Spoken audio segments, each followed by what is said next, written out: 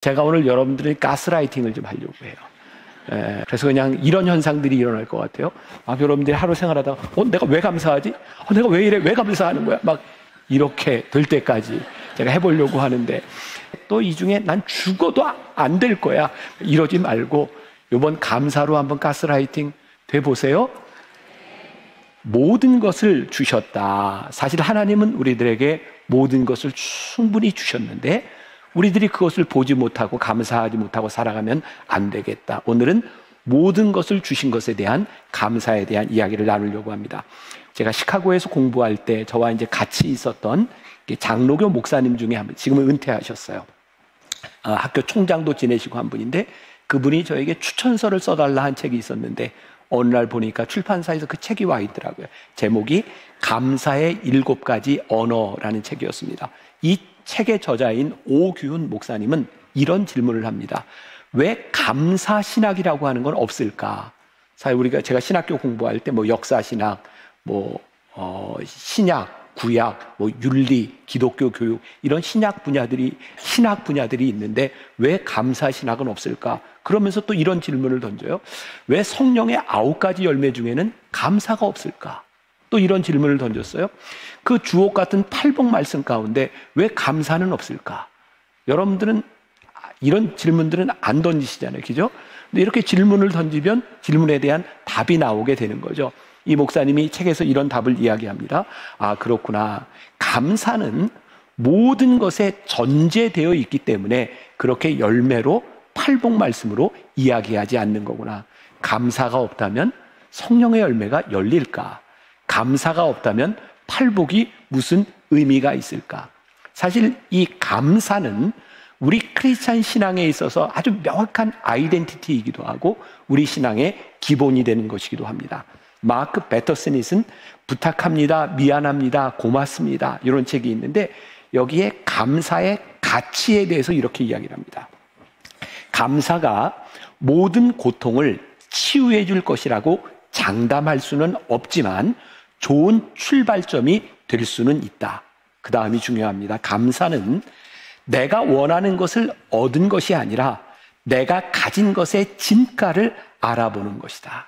감사는 내가 원하는 것을 얻는 것이 아니라 내가 가진 것에 대한 진가를 알아보는 것이다. 그러니까 오늘 여러분들이 감사합니다, 이렇게 고백하는 순간 여러분들이 가지고 있는 것들이 얼마나 가치 있는 일인가를 우리들이 알아보고 증명할 수 있는 기회가 되는 거예요. 또 조정민 목사님이 쓴 교회 속 반그리스도인이라는 책에 보면 이런 표현이 나옵니다. 만족이 없어서 감사가 없는 그리스도인 어떻습니까? 늘 불만인 그리스도인? 그런 그리스도인은 없습니다. 그 또한 반그리스도인입니다. 조금 극단적인 표현인 것 같지만 우리들이 불만으로 인해서, 불평으로 인해서 살아가는 사람들은 반그리스도인이다.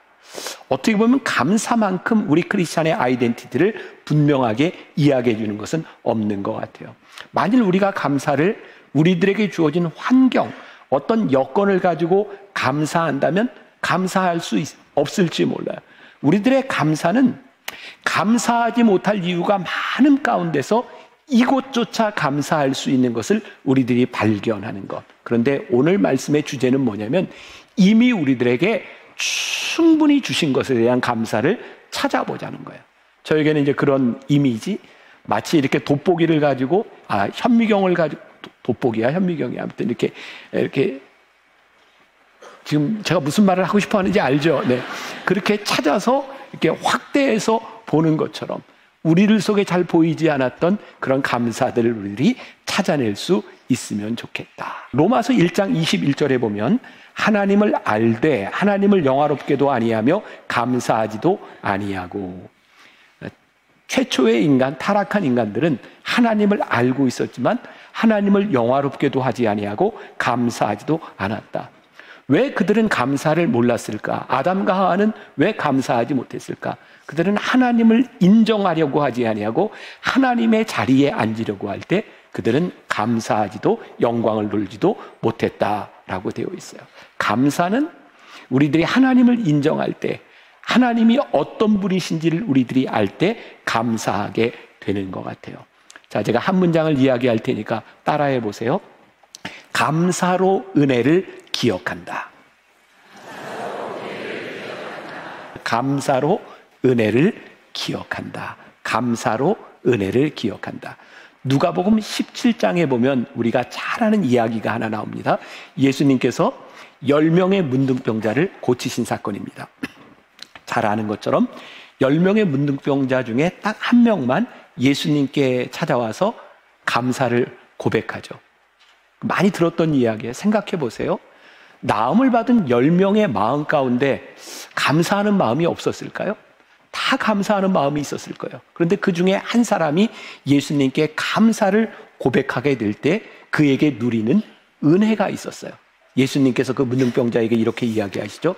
내 믿음이 너를 구원하였느니라. 감사의 고백을 통해서 그는 구원의 은혜를 누리게 돼요. 우리가 감사가 없이 살아간다면 하나님께서 우리들에게 주신 은혜를 누리지 못하고 살아가는 것이 아닐까. 그래서 감사에는 영적인 의미가 있다.